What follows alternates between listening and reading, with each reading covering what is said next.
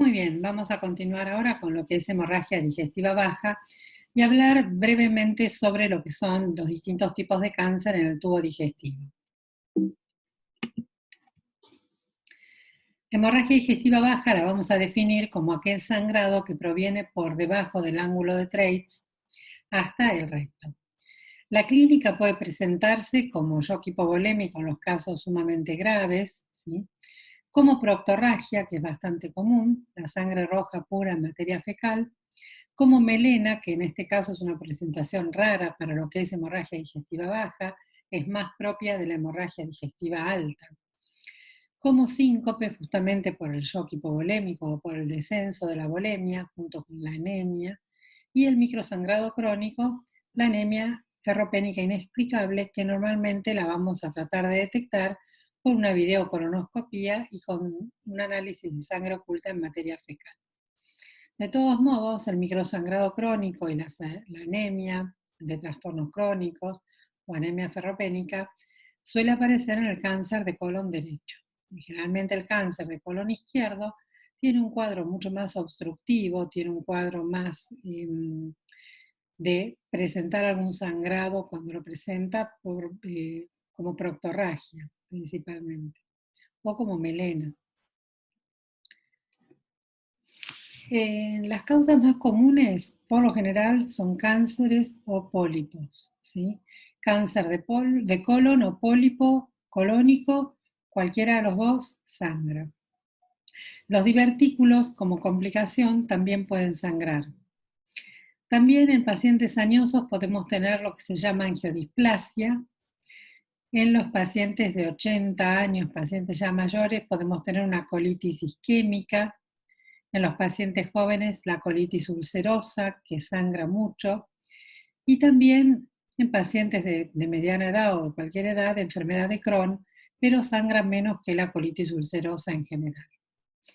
Las causas más raras son las disenterías, quizás depende de la zona geográfica donde uno viva, si es una zona endémica de disenterías, bueno, no va a ser una causa tan rara, por supuesto. En los niños, el divertículo de Meckel, ¿sí? Que es un resabio del conducto vitelino, las hemorroides, que suelen ser comunes por la hipertensión portal, lesiones anales por cuerpos extraños, vasculitis, amiloidosis, o bien hemorragias digestivas altas que se presentan como proctorragia. Pero recuerden que la proctorragia es una forma rara de presentación de una hemorragia digestiva alta. Es más bien propia de la hemorragia digestiva baja. Y algunas úlceras solitarias o enfermedades como endometriosis cuando afectan el colon. Ahora bien, el diagnóstico. Diagnóstico, hoy en día con la anamnesis y una videocolonoscopía se llega a un diagnóstico bastante certero. Hay muchos métodos de diagnóstico, se supone que empezando del más sencillo, avanzando en lo más complejo, tenemos anoscopía, rectosigmoidoscopía, videocolonoscopía. También se puede hacer una videoendoscopía alta si sospechamos que es una forma de presentación inusual de una hemorragia digestiva alta. Centellograma con tecnesio 99 termoestable o con glóbulos rojos marcados y arteriografía. Ahora bien, se aconseja no hacer colon por enema cuando el paciente está con el sangrado agudo en el momento, porque eso puede empeorar mucho el cuadro e incluso puede causar una peritonitis química. Si después de 5 o 6 días no sangra, ahí podemos hacer colon por enema con doble contraste. Recuerden que cuando se hace el colon por enema hay que insuflar y hay que meter presión, ahí la presión. Entonces, eso puede hacer que perjudique y empeore mucho más el cuadro. Por eso es que no se hace, especialmente si el paciente está sangrando. En las hemorragias digestivas bajas recidivantes se puede hacer algo que se llama enteroscopía, o bien con videocápsulas, que son las cápsulas que se digieren y van tomando imágenes, o una cirugía exploratoria con endoscopía, o se puede hacer ya sea laparoscopía o laparotomía, una cirugía exploratoria común. Por supuesto que siempre el tratamiento, al igual que en la hemorragia digestiva alta, va a depender de la causa. Y en cuanto al cáncer de tubo digestivo, los más frecuentes de ver quizás son el cáncer de colon y el cáncer gástrico. El cáncer de colon suele ser hereditario, ¿sí? Desde los 25 años en adelante se puede estudiar al paciente.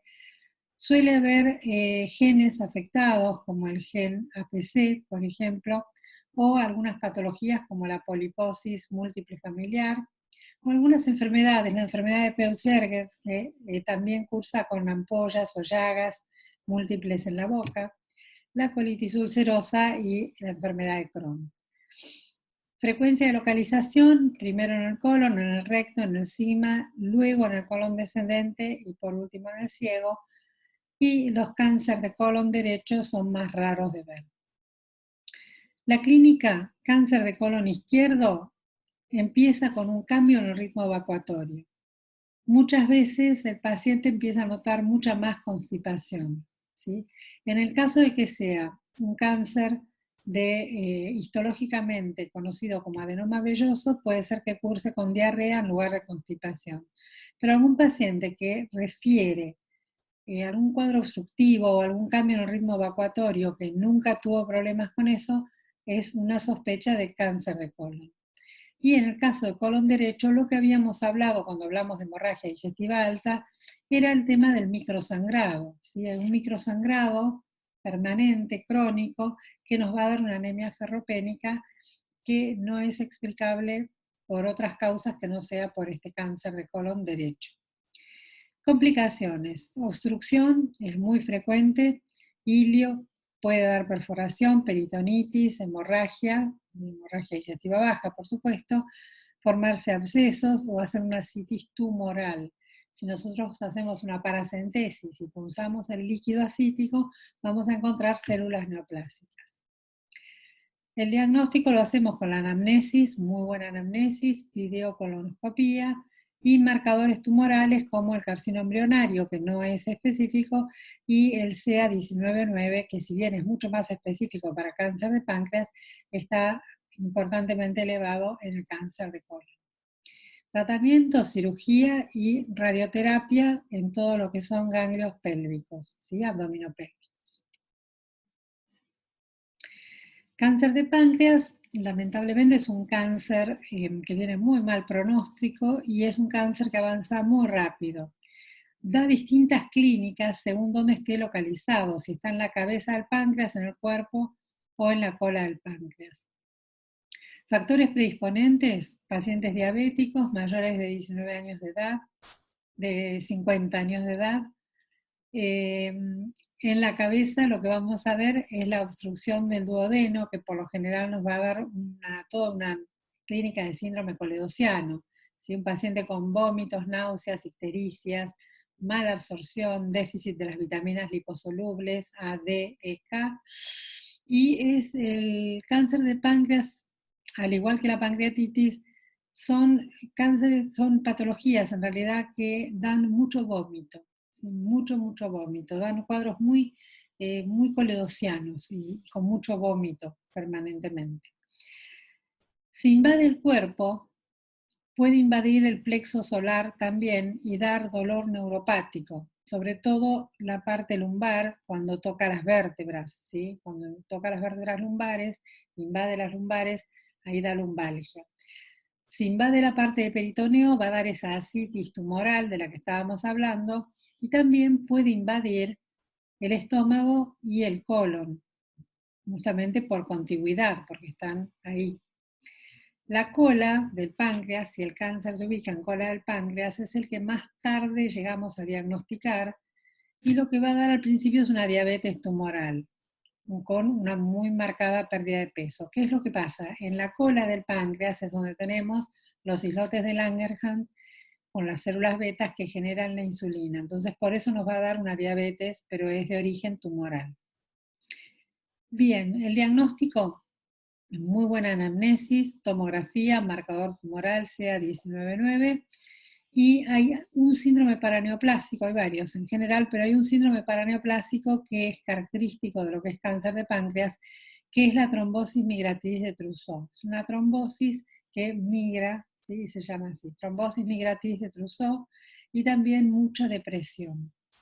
Lamentablemente es un cáncer con muy mal pronóstico, los pacientes tienen una sobrevida muy corta de meses, de 3 a 6 meses. Y luego tenemos algunos tumores raros en el páncreas que tienen que ver con las células, los distintos tipos de células que tiene el páncreas y las hormonas que segregan. Entonces podemos tener un insulinoma, secretor de insulina, un gastrinoma, ¿sí?, secretor de gastrina, un bipoma, que segrega péptido intestinal vasoactivo, que es el BIP, que esto también se llama síndrome de Werner-Morrison, un somatostinona que produce somatostatina y un glucagonoma que produce glucagón. Así que estos son algunos tumores raros que podemos llegar a encontrar en el páncreas, además de, bueno, el cáncer de páncreas propiamente dicho. Cáncer de estómago es otro cáncer que es bastante común. Las causas normalmente es una gastritis erosiva por Helicobacter pylori, por eso siempre es muy importante cuando se hace una videoendoscopia alta poder tomar una biopsia. Tomamos una biopsia de la mucosa y detectamos si hay Helicobacter pylori, porque Helicobacter pylori lo podemos tratar con antibióticos y también omeprazol, que en realidad el omeprazol no es para el germen, sino para la mucosa, pero tratándolo con 2 o 3 antibióticos y con omeprazol, todo eso se regenera, revierte y podemos evitar un cáncer gástrico.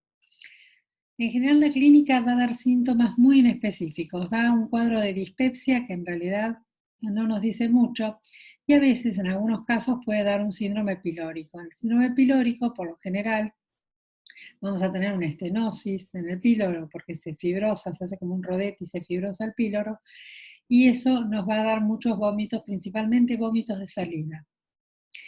Ubicación de cáncer de estómago en el antro, en la curvatura menor, en el cardias, y complicaciones y diagnóstico diferencial lo podemos hacer con síndrome pilórico, con cáncer ulcerado. Siempre dicen hay que ver si es una úlcera perforado, si es un cáncer ulcerado, y con cáncer infiltrativo. Diagnóstico, bueno, lógicamente con la anamnesis, con la videoendoscopia alta y con los marcadores tumorales. Tratamiento, se hace una gastrectomía, puede ser total o subtotal, dependiendo de dónde esté el tumor, y luego, lógicamente, se tendrá que proceder a hacer o una ostomía o algún tipo de alimentación especial para ese paciente. Recuerden que el paciente quizás ya no puede usar más el estómago para comer, o si se lo sacan totalmente, bueno, hay que ver cómo va a ser la alimentación de ese paciente en el futuro.